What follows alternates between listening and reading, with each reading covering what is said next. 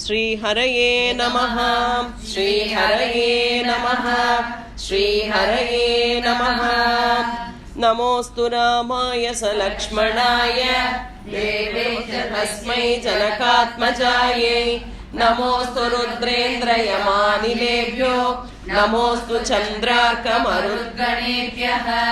श्रीहरये नमः श्रीहरये नमः श्रीहरये नमः। जानकीकान्तस्मरणं जय जय राम राम। द्वात्रिंशः सर्गः। सीतावितर्कः। ततः शाखान्तरे लीनं दृष्ट्वा चलितमानसा।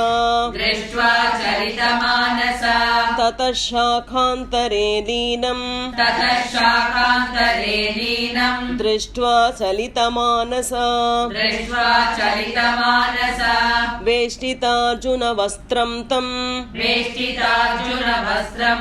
विद्युत्सङ्घातिपिङ्गलम्।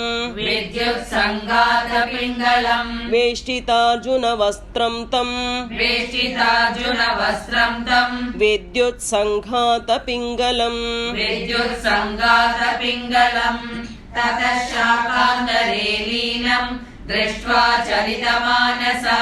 वेष्टितार्जुनवस्त्रं तं विद्युत्सङ्घातपिङ्गलम्। सा ददर्श कपिं तत्र प्रश्रितं प्रियवादिनं। सा ददर्श कपिं तत्र प्रश्रितं प्रियवादिनं। फुल्लाशोकोत्कराभासं तप्तचामीकरेक्षणम्। फुल्लाशोकोत्कराभासं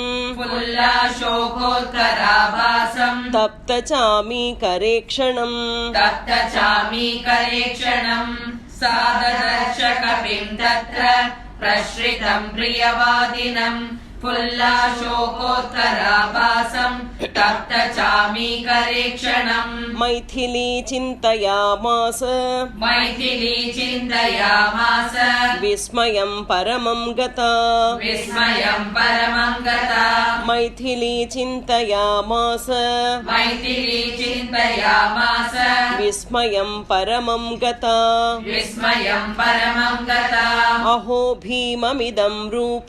अहो भीममिदं रूपम् वानरस्य दुरासदम्।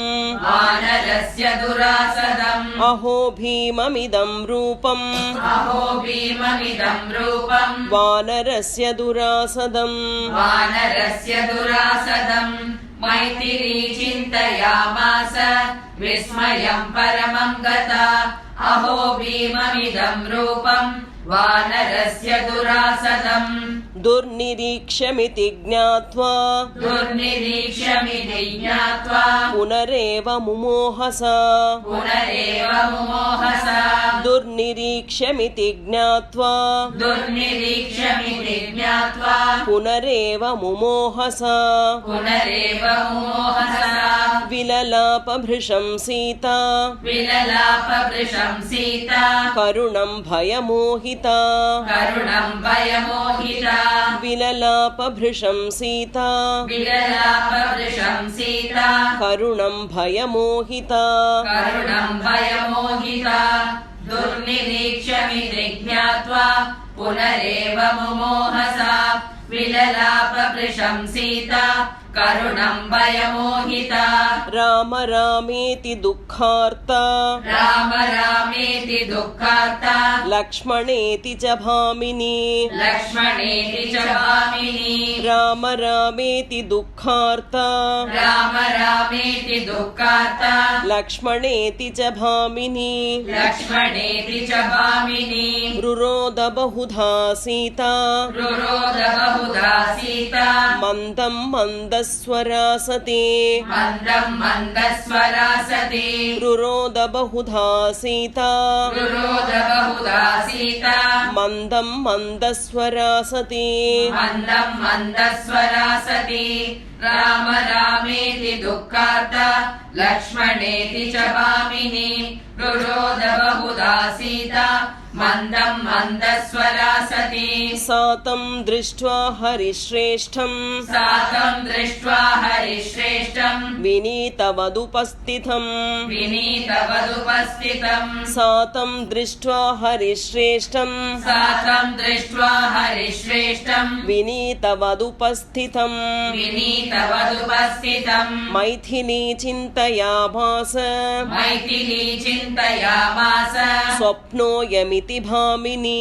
स्वप्नोऽयमिति भामिनी मैथिली चिन्तयामास मैथिली चिन्तयामास स्वप्नोऽयमिति भामिनी स्वप्नोऽयमिति भामिनी सा तं दृष्ट्वा हरिश्रेष्ठं विनीतवदुपस्थितं मैथिली चिन्तयामास स्वप्नोऽयमिति भामिनी सा वीक्षमाणा पृथुभुग्नवक्त्रम् सा वीक्षमाणा पृथुभुग्नवक्त्रम् सा वीक्षमाणा पृथुभुग्नवक्त्रम् सा वीक्षमाणा पृथुभुग्नवक्त्रम् शाखामृगेन्द्रस्य यथोक्तकारम् शाखामृगेन्द्रस्य यथोक्तकारम् शाखामृगेन्द्रस्य यथोक्तकारम् शाखामृगेन्द्रस्य यथोक्तकारम् ददर्श पिङ्गाधिपतेरमात्यम् ददर्श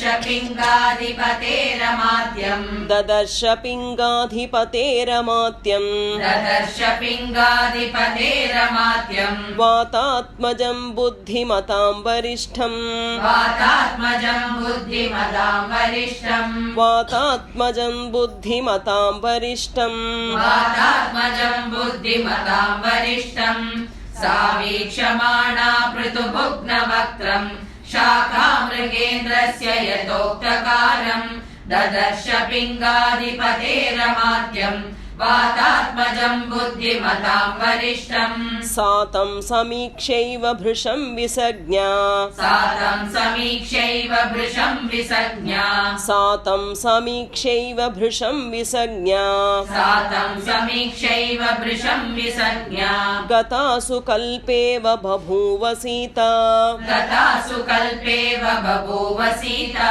गतासु कल्पेव बभूव सीता गतासु कल्पेव बभूव सीता चिरेण संज्ञां प्रतिलभ्य भूयो चिरेण संज्ञां प्रतिलभ्य भूयो चिरेण संज्ञां प्रतिलभ्य भूयो चिरेण संज्ञां प्रतिलभ्य भूयो विचिन्तयामास विशालनेत्रा विचिन्तयामास विशालनेत्रा विचिन्तयामास विशालनेत्रा विचिन्तयामास विशालनेत्रा सा तं समीक्ष्यैव भृशं विसज्ञा गतासु कल्पेव बभूव सीता चिरेण संज्ञां प्रतिलभ्य भूयो विचिन्तयामास विशालनेत्रा स्वप्ने मयायं विकृतोऽद्य दृष्टः स्वप्ने मयायं विकृतोऽद्य दृष्टः स्वप्ने मयायं विकृतोऽद्य दृष्टः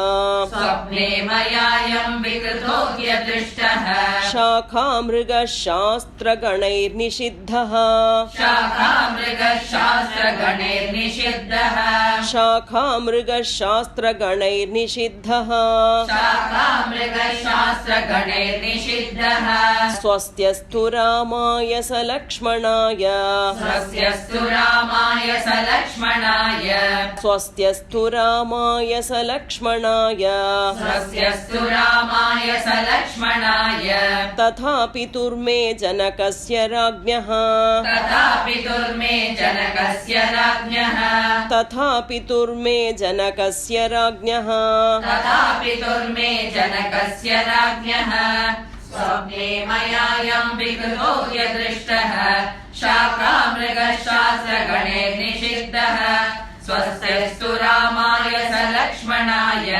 तथापि दुर्मे जनकस्य राज्ञः स्वप्नोऽपि नायं न हि मेऽस्ति निद्रा स्वप्नोऽपि नायं न हि मेऽस्ति निद्रा स्वप्नोऽपि नायं न हि मेऽस्ति निद्रा स्वप्नोऽपि नायं न हि मेऽस्ति निद्रा शोकेन दुःखेन च पीडितायाः शोकेन दुःखेन च पीडितायाः शोकेन दुःखेन च पीडितायाः शोकेन दुःखेन च पीडितायाः सुखं हि मे नास्ति यतोऽस्मि हीना सुखं हि मे नास्ति यतोऽस्मि हीना सुखं हि मे नास्ति यतोऽस्मि हीना सुखं हि मे नास्ति यतोऽस्मि हीना तेनेन्दुपूर्णप्रतिमाननेन तेनेन्दुपूर्णप्रतिमाननेन तेनेन्दुपूर्णप्रतिमाननेन तेनेन्दुपूर्णप्रतिमाननेन स्वप्नोऽपि नायं न हि मेऽस्ति निद्रा शोकेन दुःखेन च पीडितायाः सुखं हि मे नास्ति यतोऽस्मि हीना तेनेन्दुपूर्णप्रतिमाननेन रामेति रामेति सदैव बुद्ध्या रामेति रामेति सदैव बुद्ध्या रामेति रामेति सदैव बुद्ध्या रामेति रामेति सदैव बुद्ध्या विचिन्त्य वाचा ब्रुवति तमेव विचिन्त्य वाचा ब्रुवति तमेव विचिन्त्य वाचा ब्रुवति तमेव विचिन्त्य वाचा ब्रुवति तमेव तस्यानुरूपां च कथां तमर्थम् तस्यानुरूपां च कथां तमर्थम् तस्यानुरूपां च कथां तमर्थम् तस्यानुरूपां च कथां तमर्थम् एवं प्रपश्यामि तथा शृणोमि एवं प्रपश्यामि तथा शृणोमि एवं प्रपश्यामि तथा शृणोमि एवं प्रपश्यामि तथा शृणोमि रामेति रामेति सदैव बुद्ध्या विचिन्त्य वाचा ब्रुवति तमेव तस्यानुरूपां च कथां तमर्थम् एवं प्रपश्यामि तथा शृणोमि अहं हि तस्याद्य मनोभवेन अहं हि तस्याद्य मनोभवेन अहं हि तस्याद्य मनोभवेन अहं हि तस्याद्य मनोभवेन सम्पीडिता तद्गत सर्वभावा सम्पीडिता तद्गत सर्वभावा सम्पीडिता तद्गत सर्वभावा सम्पीडिता तद्गत सर्वभावा विचिन्तयन्ति सततं तमेव विचिन्तयन्ति सततं तमेव विचिन्तयन्ति सततं तमेव विचिन्तयन्ति सततं तमेव तथैव पश्यामि यथा शृणोमि तथैव पश्यामि यथा शृणोमि तथैव पश्यामि यथा शृणोमि तथैव पश्यामि यथा शृणोमि अहं हि तस्याद्य मनोभवेन सम्पीडिता तद्गत सर्वभावा विचिन्तयन्ति सततं तमेव तथैव पश्यामि यथा शृणोमि मनोरथस्यादिति चिन्तयामि मनोरथस्यादिति चिन्तयामि मनोरथस्यादिति चिन्तयामि मनोरथस्यादिति चिन्तयामि तथापि बुद्ध्या च विकर्तयामि तथापि बुद्ध्या च वितर्कयामि तथापि बुद्ध्या च वितर्कयामि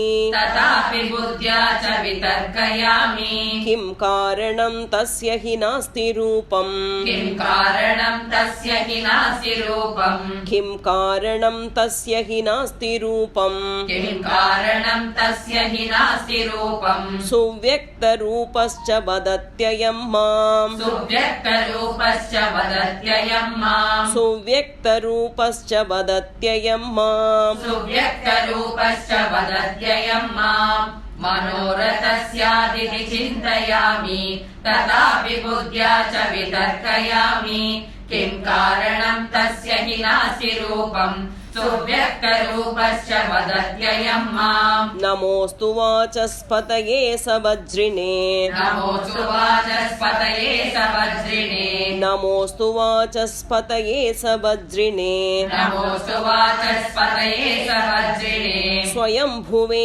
चैव हुताशनाय च स्वयंभुवे चैव हुताशनाय च स्वयंभुवे चैव हुताशनाय च स्वयंभुवे चैव हुताशनाय च अनेन चोक्तं यदिदं ममाग्रतो अनेन चोक्तं यदिदं ममाग्रतो अनेन चोक्तं यदिदं ममाग्रतो अनेन चोक्तं यदिदं ममाग्रतो वनौकसा तच्च तथास्तु नान्यथा वनौकसा तच्च तथास्तु नान्यथा वनौकसा तच्च तथास्तु नान्यथा वनौकसा तच्च तथास्तु नान्यथा नमोऽस्तु वाचस्पतये सवज्रिणे स्वयंभुवे चैव हुताशनाय च अनेन चोक्तं यदिदं ममाग्रतो वनौकसा तच्च तथास्तु नान्यथा इत्यार्षे श्रीमद् रामायणे वाल्मीकिये आदिकाव्ये चतुर्विंशतिसहस्रिकायां संहितायां सुन्दरकाण्डे सीतावितर्को नाम द्वात्रिंशः सर्गः